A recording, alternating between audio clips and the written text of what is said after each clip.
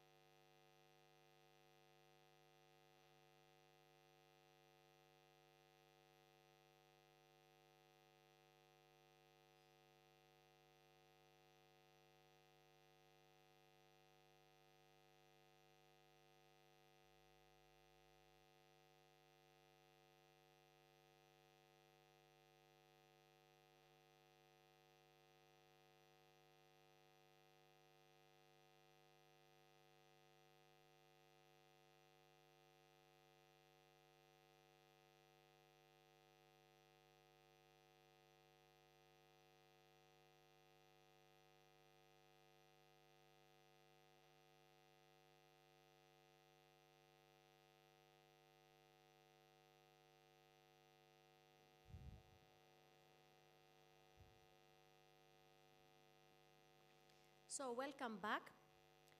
We proceed with the second part of today's orientation program. And now we have the presentation. And what now? For this presentation, we have here with us today Mrs. Christiana Christofi, Chief Executive Officer of Human Assets, who will share with you tips on how you can build your network, envision your future, and achieve success. Mrs. Christofi.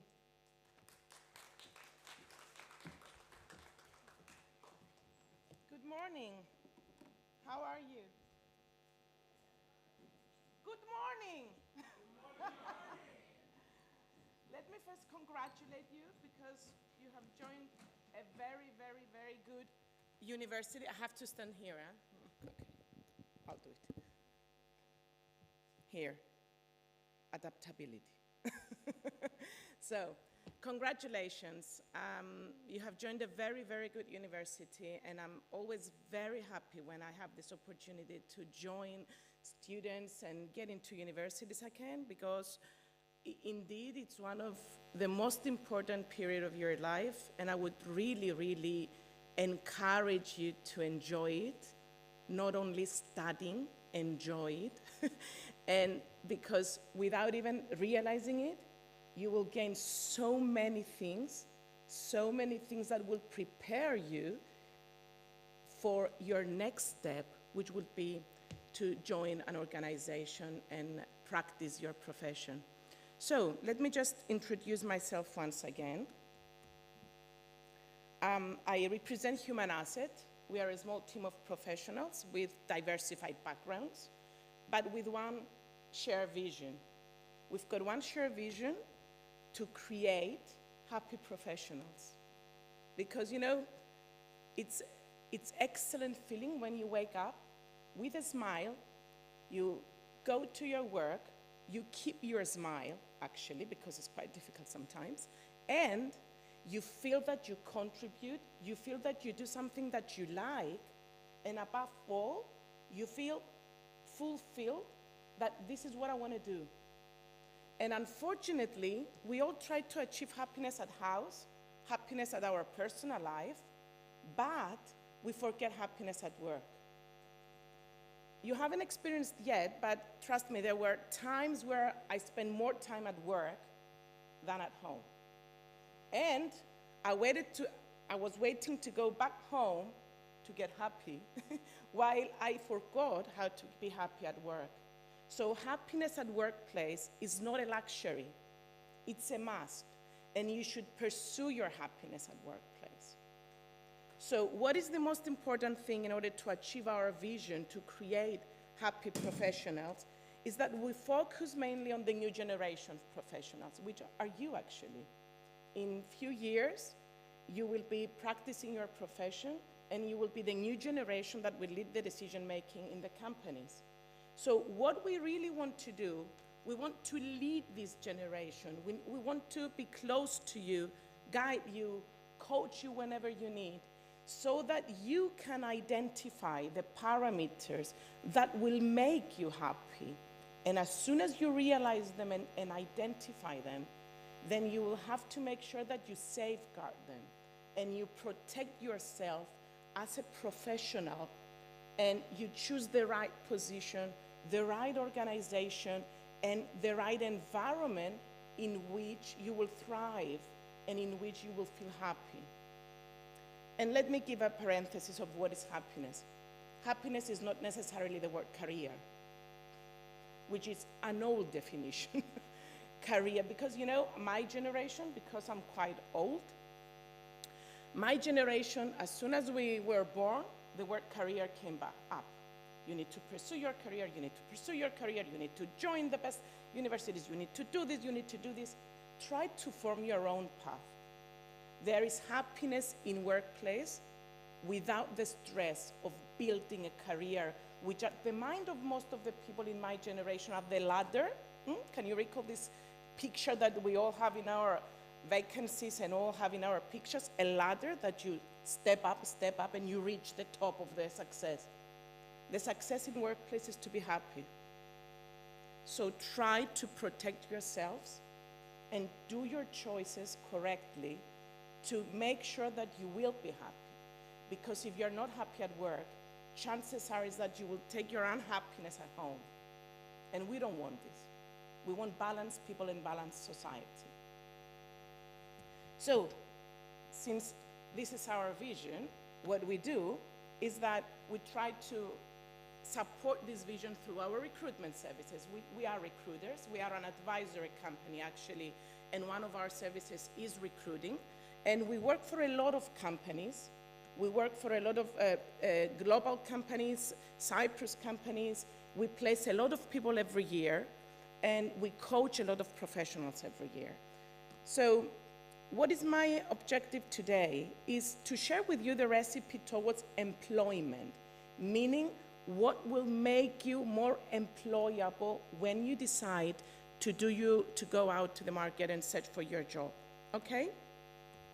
So there are three main ingredients when we do when we cook, and apparently you all watch some movies of cooking, MasterChef, all these things that are around us now. We have two main ingredients. We've got knowledge, we've got abilities, and we've got skills. These are the three main ingredients which you have to make sure that you will put in your dishes when you decide to pursue a position and start choosing your next step as professionals. Knowledge is the theoretical, practical understanding of a field, of whatever subject you're attending right now. The university, it's the main source to establish your knowledge. You have to read books, you have to do your homeworks, assignments, projects, everything. Knowledge, the technical knowledge, which is also very important in order to be named as a professional of a field and as expert of a field. Then we've got the abilities. The abilities, in a very simple word, are things that we bring with us. They are part of our DNA. They are things there are abilities that we are born with. For example, even now I'm standing in front of you talking about employability skills. My abilities don't include engineering understanding. I was born not to understand anything in engineering, to be honest, and whatever effort I put, I'm always with a lot of questions, never understanding the concept of engineering, which I believe that a lot of you may have an engineering mindset and an engineering thinking. And skills. Skills are behaviors, actually, are behaviors that can be further developed, behaviors that can be transferred to any kind of profession, and they can be trained. So we as recruiters, when we are assigned to find employees for companies, we assess actually two skills, two things. We check the knowledge with a lot of tests, with a lot of special questions. We test the knowledge, but above all, we assess skills. We recruit skills and personalities these days. The degrees and the degrees that you get from here will teach you knowledge, will give you the opportunity to start building skills, but you have to make sure that you spend time and you realize that you need to put an effort to develop your skills and personality traits in order to tick all our boxes when we do the interviews. So it's not only knowledge, it's not only skills, it's combination of knowledge, abilities, skills, and personality. What we call employability skills, it's a set of skills actually that all employers and globally have been defined as the most important skills for someone, and especially for graduates, to have in their plate when they are ready to pursue a position. So we as recruiters, we've got this scientific way of assessing and evaluating and exploring these skills to people when we do interviews. So what I want to do today is to introduce you to these skills, not because I want you just to listen to them, but I want you to realize the importance to start working on them while you are now in your journey of studying and in the university. Because you have a lot of opportunities while being in university to start working on your skill set and prepare yourself for employment. So, I will start with growth mindset. Have ever of you listened of growth mindset? Have you ever heard this phrase before? Growth mindset? Excellent. Growth mindset, it's the key actually, and the key of the people to want to learn, to want to develop further themselves, not to put barriers on what they can do, and to get out of their comfort zone and try more and more things that they choose that will add value to their happiness at work and will add value also to their employers. But the best way to explain to you is to let you see this very brief video. Can we have a voice? You feel or possess growth mindset qualities, but how can you develop them in yourself? Step 1. Learn to hear your fixed mindset voice. When faced with a new challenge, the voice might say, "Are you sure you can do it? Maybe you don't have the talent." But what if you fail? You'll be a failure. People will laugh at you for even thinking you had talent. If you don't try, you can protect yourself and keep your dignity. When you hit a setback, the voice might say, "This would have been a snap if you'd really had talent. You see, I told you it was a risk. Now you've shown the world how limited you are. It's not too late to back out, make excuses, and try to regain your dignity." As you face criticism, you might hear yourself say, "It's not my fault. It was something or someone else's fault." Constructive feedback might make you feel angry at the person who's giving you feedback. Who do they think they are? I'll put them in their place. Even if the feedback is specific and very constructive, you might just hear, "I'm really disappointed in you. I thought you were capable, but now I see you're not." Step 2. Recognizing that you have a choice. How you interpret challenges, setbacks, and criticism is your choice and yours alone. You can interpret them in a fixed mindset as signs that your talent or abilities are lacking, or in a growth mindset as signs that you need to ramp up your strategies and effort, stretch yourself, and expand your abilities. It's up to you. So as you face challenges, setbacks, and criticism, hear the fixed mindset voice and Step 3. Talk back to it with a growth mindset voice.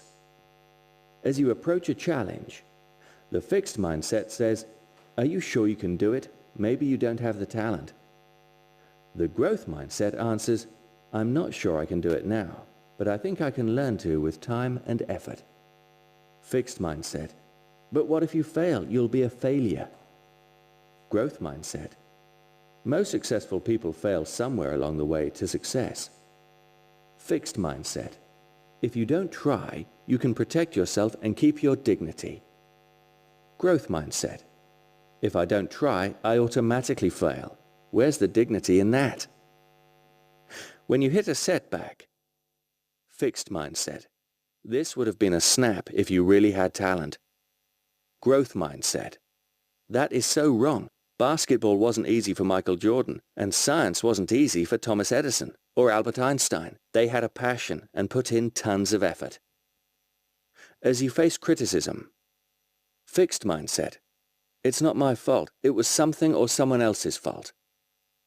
Growth mindset, "If I don't take responsibility, I can't fix it. Let me listen, however painful it is, and learn whatever I can." Then, Step 4. Take the growth mindset action. Over time, which voice you listen to becomes entirely your choice. Whether you take on the challenge wholeheartedly, learn from your setbacks and try again, or hear the feedback and act on it. Success is now in your hands. If you focus on process, do your best, and enjoy it.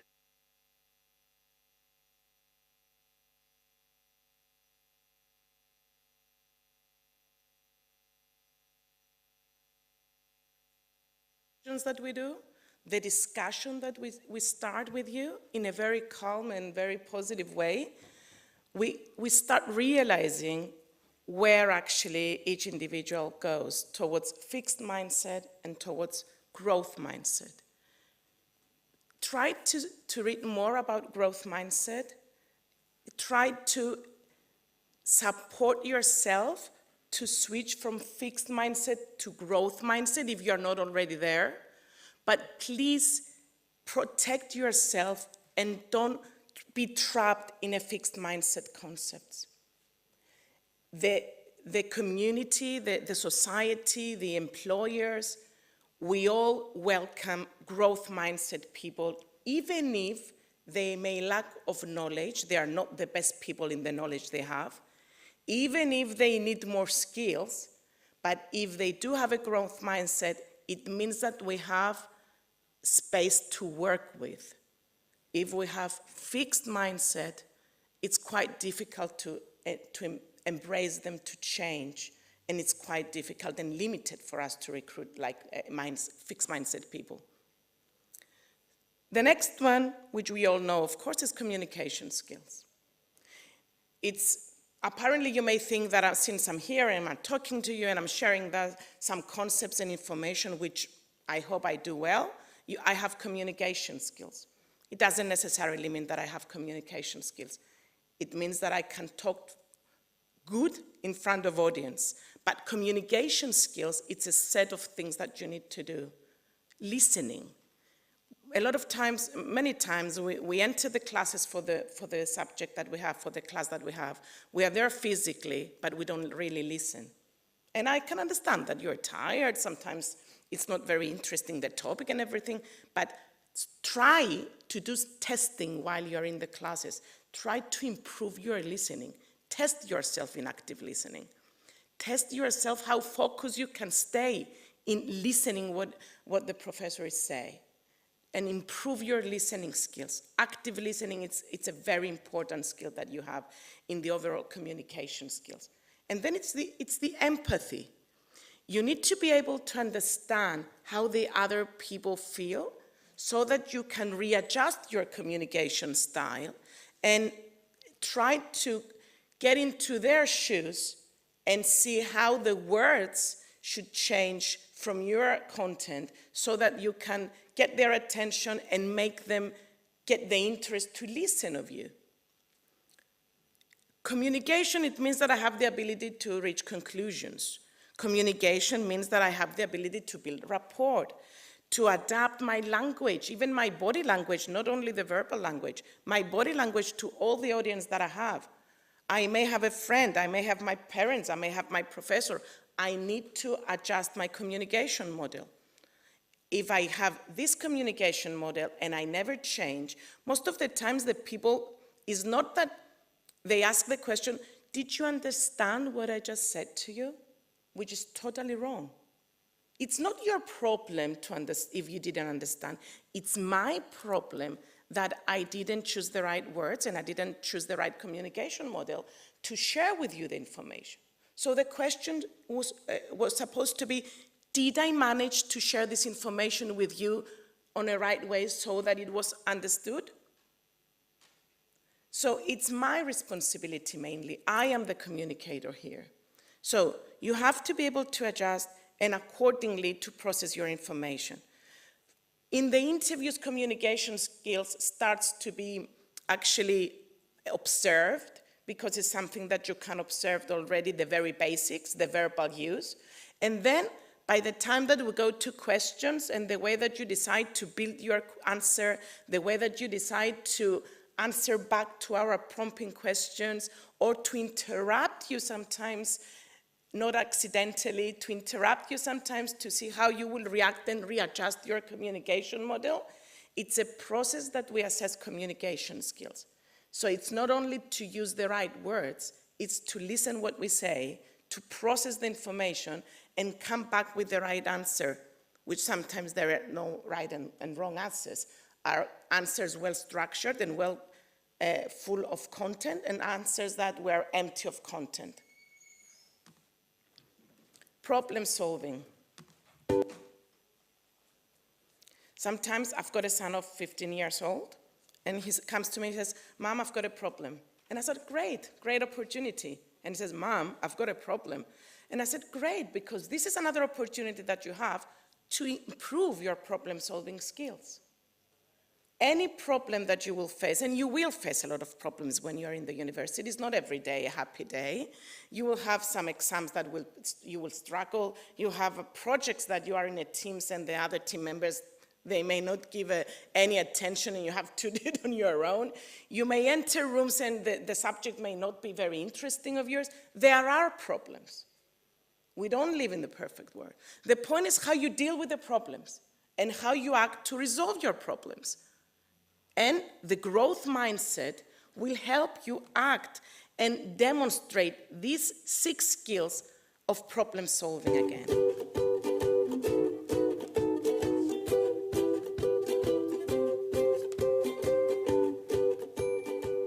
Hi. In our world today, every business faces problems sometimes on a daily basis. Since removing obstacles is essential along your business's path to success, this video shows you 6 qualities suggested in helping you become an excellent problem solver. So here are 6 qualities for an exceptional, high-standard problem solver. Good problem solvers are good thinkers. They are able to combine the right feelings with the right logic to produce an accurate solution. They are aware of what is actually happening and always take problematic issues in an objective manner. Good problem solvers consider problems as new challenges and opportunities. They learn from what they encounter and consider it as a wonderful life experience. Good problem solvers regularly improve communication between their employees. This encourages members to accept solutions proposed by others, thus finding the best strategy to solving the problem. Good problem solvers keep egos aside. They don't care who finds the solution, but what's important is solving the problem quickly and effectively. Good problem solvers encourage creativity and new ideas in finding solutions to problems faced in the business. They are able to vision if these solutions are going to work to achieve the effect desired. Good problem solvers are able to find the right root causes of the problem faced and thus eliminate the problem from reoccurring. Getting rid of problems once and for all is the aim of every organization striving success. Everyone in your organization is advised to follow the steps above to be able to solve any problem, however small, in the best way possible. Keep in mind that big complex problems are always made up of smaller, simpler problems. Eliminating these small problems allows the bigger problem to gradually disappear. So follow these steps to wow yourself to an exceptional, one-of-a-kind problem solver that can tackle almost anything.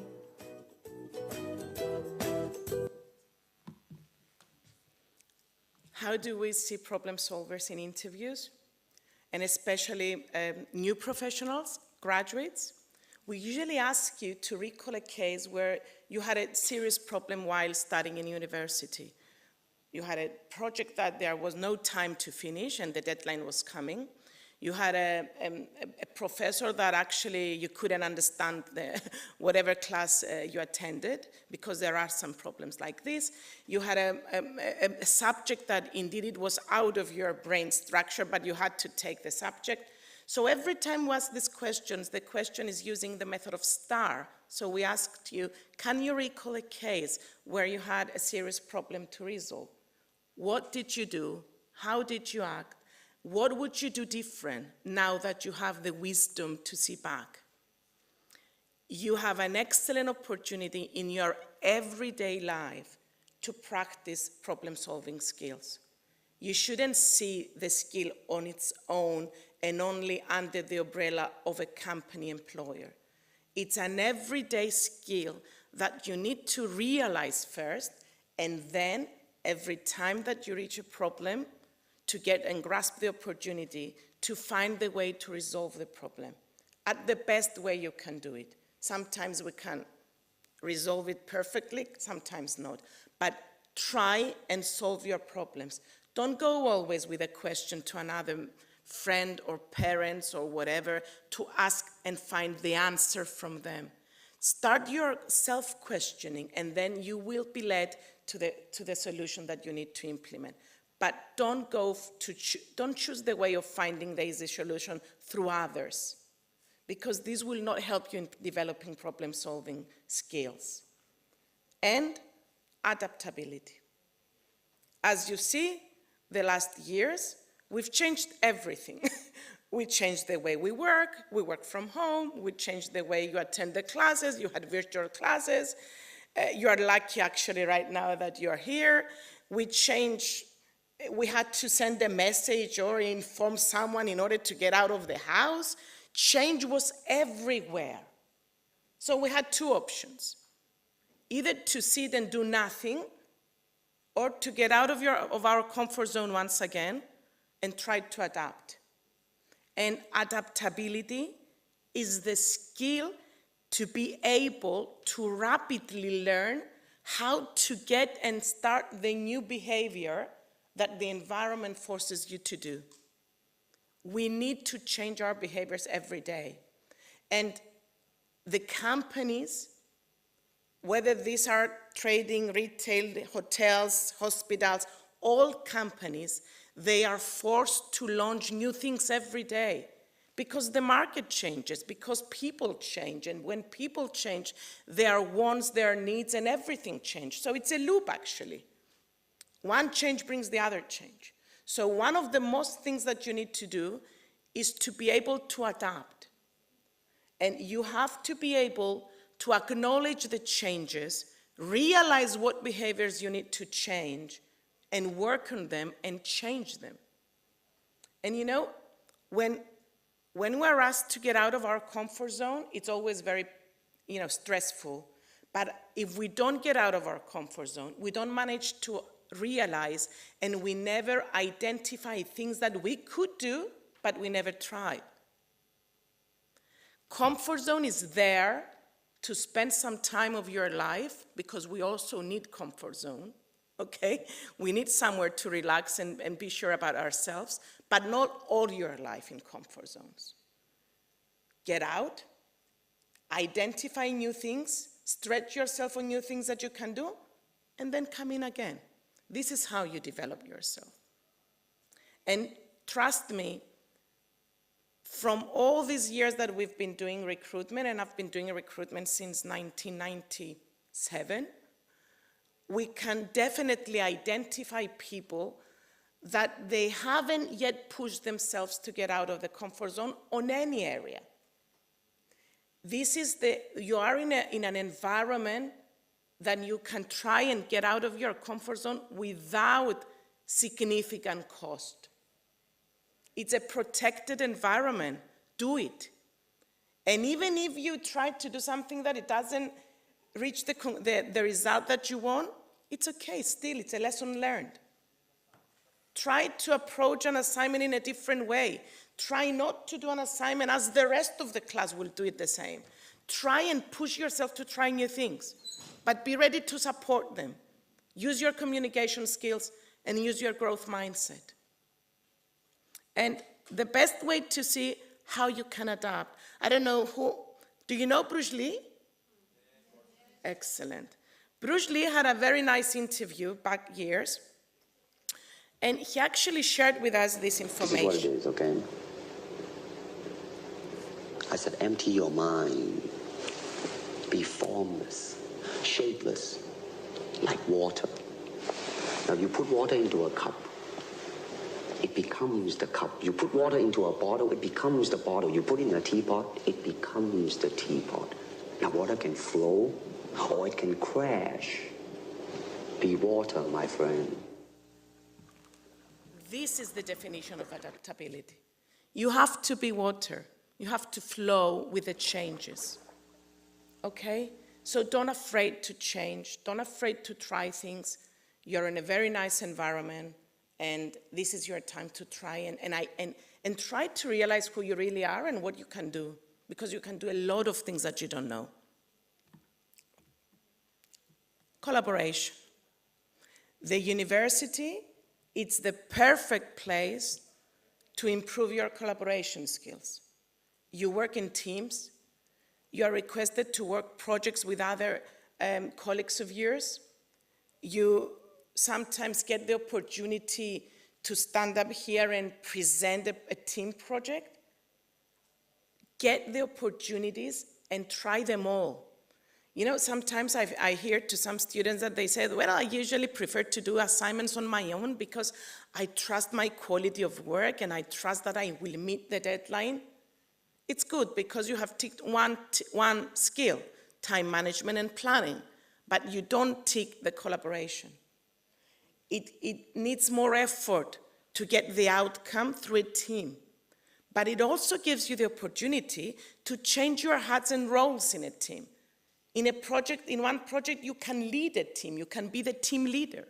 In another project, you can have someone else as a team leader, and you can just follow. But you will try and you will experience things that you will never experience them when you decide to work on your own. You will experience some students that they will come at the last meeting of the project, then they will say, sorry guys, I didn't have time to finish my task. So you will exercise again the problem solving and the growth mindset because you will need to find the way to deal with the problem anyway because you have to submit your project. You will have the opportunity to exchange ideas. Someone else may stretch you to get out of your comfort zone, and it will be a blessing time for you. And all these are experiences that you can get only through collaboration. Teamwork is magic. The deadlines are deadlines, the projects are projects. Don't avoid teamwork. It's an excellent opportunity to exercise this skill. And this will bring you again to time management and planning. You have deadlines, you have exams. Of course you need to work efficiently and effectively. And it's not it's not that you have to study 10 hours a day or 7 hours. It's not how many hours you study, it's how you study. It's how you choose to plan to do your study plan. It's how to choose to spend your time and study correctly. This is what we call effectiveness. Effectiveness is to get to the outcome of the quality that you want with the best optimum time. This is effectiveness. While efficiency is the matter, it goes only on the best optimum time, but it doesn't give attention to quality. We want effectiveness. And this is what you will exactly have in your professional life. You will get deadlines. You may need to have a very stretched time schedule to deliver something. Practice on your time skills and your planning. In this environment, which is perfect for you to do it, because at workplace, you may experience not that positive reactions from employers when you meet deadlines, when you cannot plan your schedule and you cannot do the work on time. But try to do it now. Explore your skills. And above all, technology. You have been born with an iPhone in the hand. I don't know. I mean, your generation is all over technology, okay? You're blessed to understand everything in technology. Force yourself to evolve further in technology. I was talking to another audience the other days. I had a meeting, actually, it wasn't with lawyers. And we were actually trying to explain to them that you are lawyers and you are used to get the books and read all the articles, but hello, you need to know how to write Python. It's programming language. And they said, why? We are lawyers. Technology is everywhere. Either you're lawyers, either you're accountants, either you're doctors, either you're nurses, whatever. Technology is everywhere. Try to be in the technology updates, because otherwise your knowledge won't be able to put into practice. So technology is your life. And unfortunately, our generation also needs to understand this, because sometimes I struggle, and every time that comes, my son comes to show me what to do on a file that I have in a PowerPoint or an avatar that I have to build for e-learnings, I feel so stupid, unfortunately. But yes, technology is everywhere. Your brain is structured to understand everything, so stick to it. So these are the basic employability skills. These are the skills that you should know when you apply for your first interview. These are the skills that you should start work on them while you're being here. And it's very, very important to prepare yourself. And all these, when you practice them well, we will be able to identify them in the interviews that we do every day. When you come for your first interview, you will see, and after you do your own, self-awareness and evaluation on how you did in your interviews, you will be able to recognize things that you demonstrated the behavior well and things that needs to be improved yet. And how we come in your lives, we want to be your strategic partner. You will get our contacts from Angela. Please pick up the phone. You've got our emails. Whatever you need in terms of employability, in terms of a direction that you would like to have an advice, just give us a call. Give us a call, because our vision is to see your generation adding value to the happiness at workplace and be happy from the profession that you will do in a few years. So we are just a phone call away, an email away. Please, anything you need, just let us know. And I am sure, and I will say it once again, enjoy this period of your life.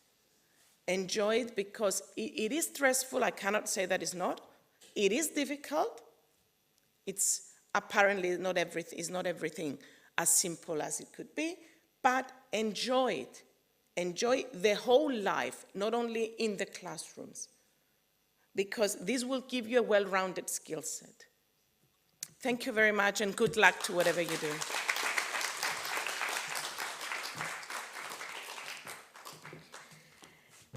Mrs. Christofia would like to really thank you for two things. The first one is because really your presentation was very helpful with amazing tips and advices. And secondly, because you really empowered what we are saying from the beginning of this orientation. You remember what we say the first day when we were presenting the career center, student clubs, and all activities? Be involved. Be involved not only in academic things, but be involved also in different clubs. You get skills, you get new abilities, you collaborate, you network. This is all. So thank you for being our ally, because it is very important for you to hear this not only from us, but also from a recruiter. So thank you very much. And we go on now with our next presentation that will be held by Dr. Eleni Athanasiou, lecturer in social work and social policy, how to be mentally resilient.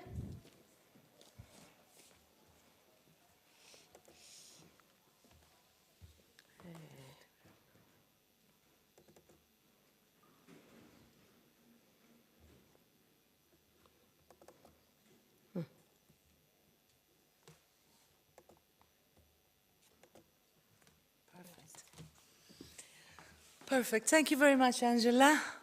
Good morning. Welcome. Welcome to European University Cyprus. Καλώς ήρθατε, καλώς ορίσατε. Happy to see everyone here.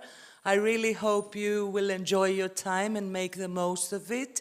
My name is Eleni Athanasiou, and I work here as a lecturer in the School of Humanities, Social Sciences, and Education Sciences. It's a pleasure to be here today, and kind of picking up from where our previous presenter left, I think my topic is quite similar in a sense, and it's very, very linked. May I ask, first of all, are there any people here who are from the School of Humanities and Social and Education Sciences, by any chance? Never mind. Okay. So resilience is something quite similar It's connected in many different ways. It's one of my, one of the topics I'm really interested in, and it's related to both positive psychology, positive social work, if you like, as my background is from social work, and how to build this and improve this skill. So what is resilience? Has anyone ever heard the term before? Are you familiar? Would you please raise a hand if you've heard it before? Excellent, thank you very much. Yes, so it's quite a buzz term. You may come across it in many different fields. It's discussed quite a lot. So let's kind of try and focus a bit as to what it means. And I'm going to try and give you a few tips, a few ideas as to how you can become better, how you can improve your resilience and strengthen it in a sense. And it's very, very closely related to some of the skills that were shared during the previous presentation. So if we look at it from a physics point of view, so materials, resilience has to do a bit with a certain form of elasticity, if you like, if I may use the term. So how much can a material stretch without breaking, without losing its form? So basically, the definition goes that every material has an ability to absorb energy, and if it's deformed, and then when it returns to its original shape, it can push that energy back out. So this is quite, in my mind, similar to what we refer to as resilience. So it's the idea that you're able to bounce back, that you are able to find your feet, in a sense, following a difficult event, something that might go wrong, a problem that arises. It could be anything from something related, as the previous speaker mentioned, to your homework or schoolwork or relationships with family, with friends. So how can we deal with these life experiences in a way, in a better way, in a way that, in a sense, allows us to deal with them more efficiently and come out much, much better. So how can we display this flexibility, this elasticity, to be able to bounce back, to find our original shape, or even a better one, following a difficulty and adversity? It's important, as the scientists, the researchers claim, to know where and how and when to use your energy to improve, but also how to recruit help, and that's also very important. I mean, nobody needs to deal with all difficulties or any mishaps on their own.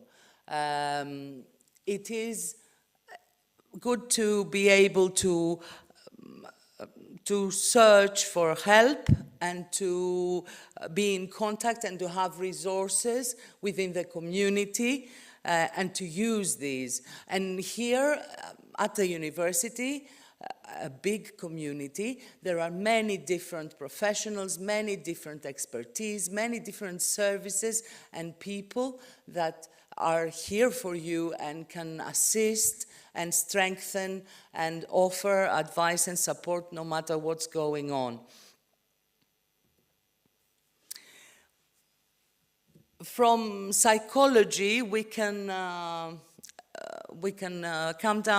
get down to a specific number of factors that can help and can help us adapt when things get harder.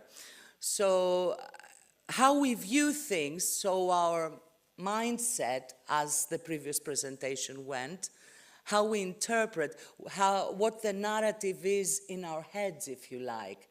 What do we say to ourselves? That can make a difference, as the previous presenter also pointed out. It's also about using your resources, as I already mentioned, so friends, family, and services, and professors and people around you, and working and building and strengthening different coping strategies. So this is close to finding solutions to problems. Yeah? How do I cope? What can I learn from this situation? How can I use what happened or what's going on in a positive way? So adaptation comes in here as well. You can think of resilience as a scale. If you look at the picture, there's a beam and a fulcrum in the middle. If the fulcrum is the human being, the person, each and every one of us, and on the one side we have negative, difficult experiences, troubles, and on the other side there's positive stuff that goes on in our lives and skills that we've mastered and friends that we have and other resources. The way the scale moves affects us, and this can start from early on in life, so depending what was going on for each and every one of us during our childhood and what things were like when we were growing up, and how much positive, constructive feedback and opportunities to become better or to learn new skills we were offered. And on the other hand, how many difficult things happened to us or around us. So the person, the fulcrum in the middle, might move from one side to the other as they progress in life. The good news is that there's always room for improvement, so it's not in any way predetermined. It's not something that, no matter where you started, you can always improve, you can always build on it, you can always become better at it. And you can move your fulcrum's position by adding on the positive and becoming better able to make sense and to, if you like, to handle or to deal with whatever mishaps or difficulties you may still encounter. There is literature about the 7 components, 7 ingredients, 7 things you need to establish and to build on in order to become more resilient. And it's competence, so becoming better at solving problems, at facing difficulties. Your confidence, so the way we see and ourselves, our self-image, how we talk to ourselves, all of that is important as well. Connections, so collaboration, like the colleague said before, important to be surrounded by people who can help, people who can empower us or provide any kind of assistance. And also when we feel connected and we feel a sense of belonging, that's really important, and that strengthens us as well. Character is important, to have the values and a positive outlook, if you like. Contribution, so feeling that you belong and feeling that you have a place and you can contribute and you assume a role and you are active in making things better, and obviously coping skills and a sense of control, because even though we may not be able to control what happens to us, we can definitely control how we respond to whatever happens, both positive and negative.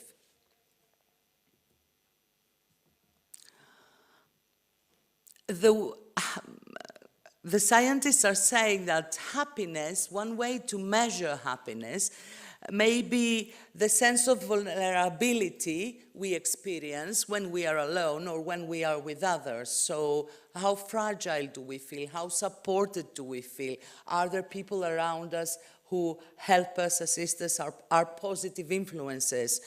So opening, expanding your connections. Now it's a great opportunity. You are entering a new environment. There are loads of colleagues. Explore, learn, get to know new people, form friendships, not only from your own area, your own topic, your own studies, but also other places, from other places around the world. It's an opportunity to expand in that sense as well, get to know other cultures. What neuroscience is saying is that the human brain is constantly formed and reformed, and the synapses, so the connections between our neurons, are formed a lot when we are young, but there is not the end. They keep on forming, they keep on being influenced by our surroundings and by our experiences. And there is also a term that is brain plasticity, excuse me, and it's referring exactly to that we can always expand, we can always become better. The paths, mental paths, thoughts, narratives that you visit more often and you revisit again and again are those that become stronger. So if I'm always telling myself I'm not good enough, I'm reinforcing that message. But if I look at changing my message, that can help in many different ways. It's also important, again and again, relationships, preserving bonds. If you think about it, it's within our relationships, personal, family relationship, work relationships, that sometimes trauma can occur, but they are also the space within which healing can occur. So I can have positive experiences, better experiences with new colleagues, new friendships, new collaborators. We need to be careful a bit with the term resilience, because it's easy to misuse. It doesn't mean that we are not allowed to feel bad if something goes wrong. It doesn't mean that if I have a negative experience, a traumatic experience, I cannot be sad about it, or I have to snap just out of it the next moment. We need to allow ourselves to feel those feelings as well, and we need to give ourselves the space. The idea is not to just put on a brave face and pretend that everything is okay. That is not resilience. We need to express our feelings. We need to have places and people where we feel safe to show our vulnerability, and then this will work to our advantage. It's also important to remember that the race is not equal. We live in a world where there are a lot of inequalities. So different groups of people may experience different difficulties. So it's not easy to judge. Every one of us is different. We've had different circumstances. We grew up in different countries, different places, different families. We've had to face a variety of issues. So we need to think of the playing field as well as the individual players. And if you look at it from a social policy point of view, that is in my interest, it's also important how do we look after those who are less fortunate, or those who came across greater difficulties and had less opportunities. So moving on to building resilience, you can think about it, according to some scientists, as a house. If you want to build your resilience, build your house, look after your house, look after yourself. The roots, the foundation of the house, are very important. And those roots lie within our social networks, so the people who are around us. I already discussed this quite a lot, so I'm not going to dwell on it longer. It's also important to feel like there is meaning in what I do, that I am accepted, there is coherence. These are things that we can work on as well. And social skills and competencies, like our colleague previously mentioned, and our self-esteem, the image we have of ourselves, and also our humor. Humor is a beautiful tool. You have to be able to laugh and let go. It's really important. And each and every one of you can add a roof to your own home, including what you see as important, what strategies you identified as being helpful for you. You can also think of a resilience plan. So if you want to quickly close your eyes for a second and think back to a situation, a difficult, a hard time that you had to face, make a mental note on what supports were there that helped you deal with that situation. What was there that kept you upright, kept you standing, regardless of what was going on around you? Think about what strategies you were able to deploy in order to keep moving, not to stop. Also, sagacity. So, are there any mottos, any phrases, any inspiration that is helpful for you when times are difficult?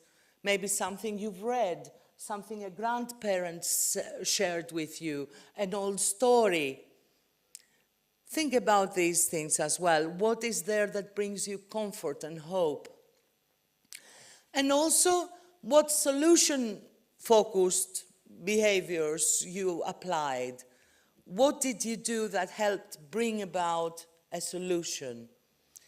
If you make a mental note of what happened in the past, then you can take time and think and pick out all support strategies, sagacity, and solution-seeking behaviors that were helpful before.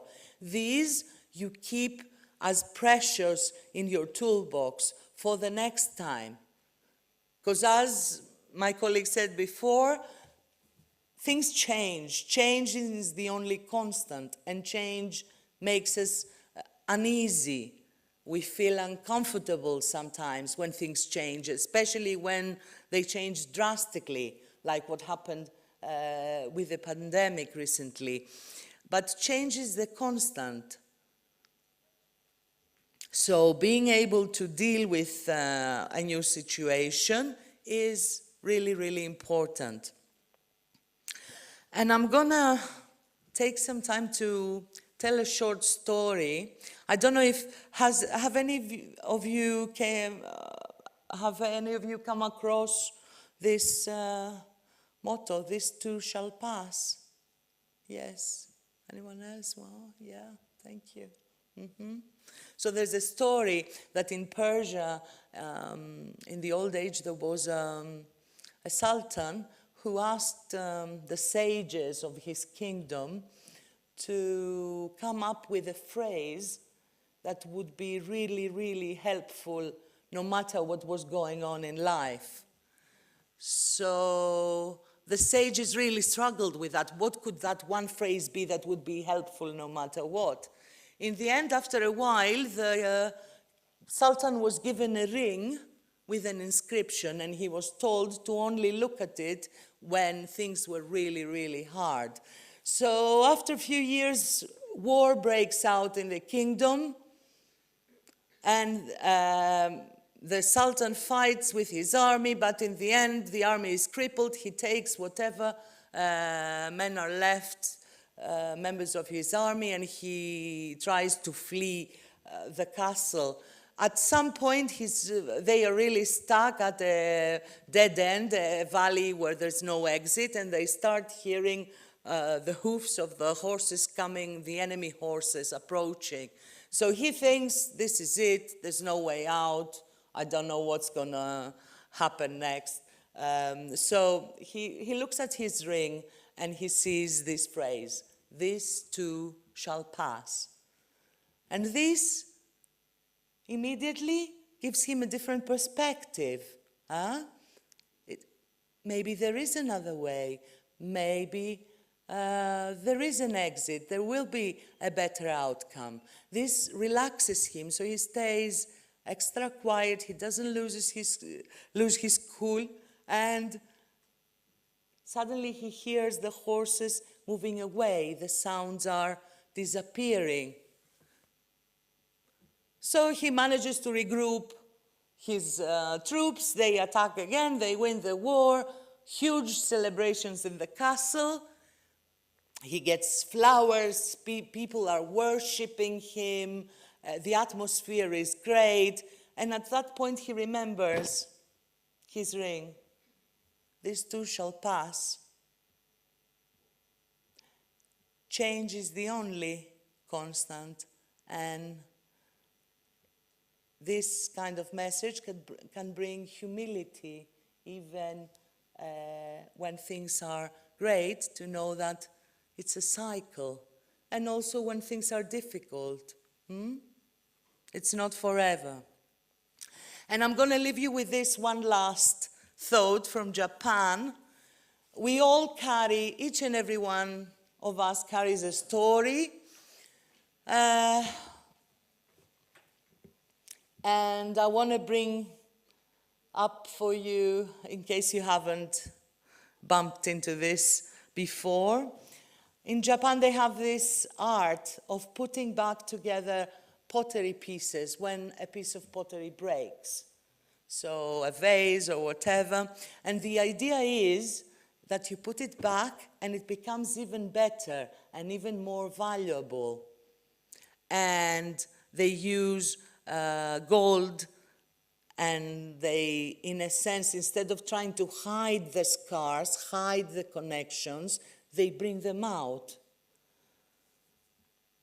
So sometimes, as we try to repair things that have broken, we actually come out stronger. We actually create something more unique, beautiful, and resilient.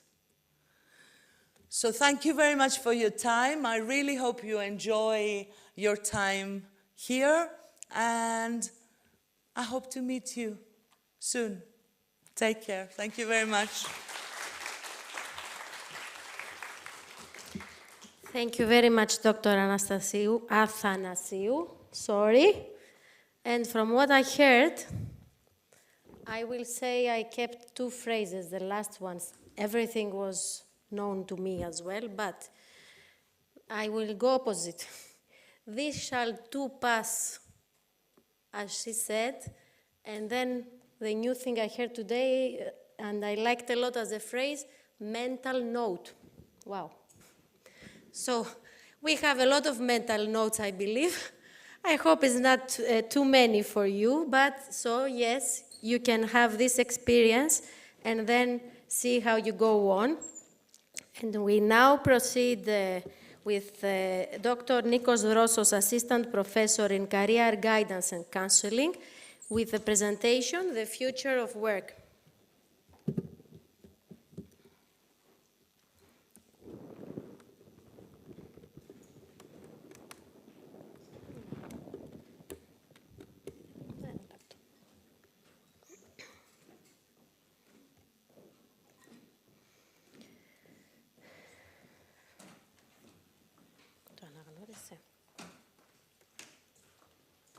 Ay.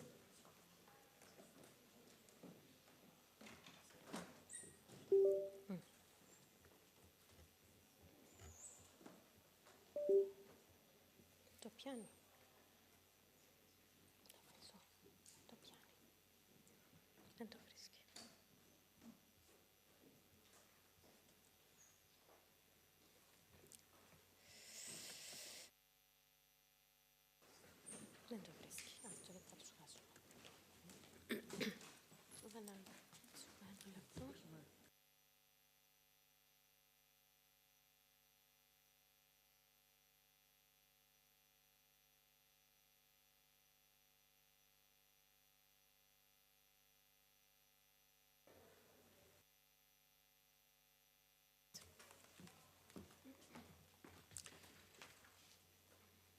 I'd like to welcome you as well. It's a pleasure being here. So, we will discuss the future of work. This is a question we all have. What will the future look like? Actually, it's something that we believe that we can predict the future. This is not true. We cannot predict the future. One of the movies, one of the famous movies, Back to the Future, tried to predict what will the world be like in 2015. The movie was from 1985, so they tried to see how will the world be in 20 years. They got some things right, but most of the things, they got them wrong. Actually, we cannot predict the future, but we can see some trends. So we have a vague idea on how the labor market and the world of work will be in the next years. Some of the trends are the ones that you can see in my presentation: artificial intelligence, technology development, and automation. We know that artificial intelligence is developing, so we know that many things that now are made by people will be made by machines. So we know that things are going to change, even things that we thought will never change, like medical diagnosis. We now know that in the future, machines will be able, artificial intelligence will be able to make such diagnosis. I will also talk about coronavirus and what is the effect of the pandemic in the labor market. What we saw is that work and personal life are intercorrelated. We already knew that, but now it became apparent. When we design our career, we are actually designing our life. Life and career are one and the same. The next thing that we saw is the importance of lifelong learning. We have to adapt. You heard it in the previous presentations. We have to learn new skills. And we have to learn new skills not because it is a trend of the era. We have to learn new skills because it is necessary in order to address the challenges of the labor market. We have to learn IT. We have to learn how to use computers. It is evident now. Everything is made by computers. We had Zoom meetings all the time. E-commerce is trending. Cybersecurity is one of the next challenges that we will have to face. We are moving to the so-called gig economy, which means that we will have much more independent contractors and we will have much more teleworking. And we are also moving to unique stories for each one of us. There will be no certain paths, certain roads for everybody. Each one of us will have to make his own story or her own story. So a question, are these changes temporary?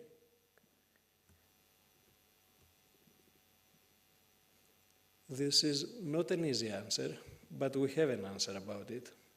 The physical dimension of work, being physically present in most aspects, is something that will change. We already know that 20% of business travel will drop. And this is because now we know that Zoom meetings, team meetings, Skype meetings are a new trend. We know that we can work from far away. So we know that the business travel will decrease in the next years. We know that there will be an increase in automation. We know about streaming. And what is certain is that teleworking is here to stay. That does not mean that everybody will be working from home. This is not something that we want, and this is not something that is healthy. But we know that instead of 5 times per week being with physical presence can decrease. We can be 3 times with physical presence, 2 times, 2 days working from home, or something like that. This is a new trend. We don't know how it will function, but we know that we are going this way. Also, we know that we will have career changes, career transitions. In the previous decades, each one of us was able to find a job and stay in the same job for the entire of his career. Now we know that this is not going to happen. Each one of us will have to transition in other jobs. This is a new trend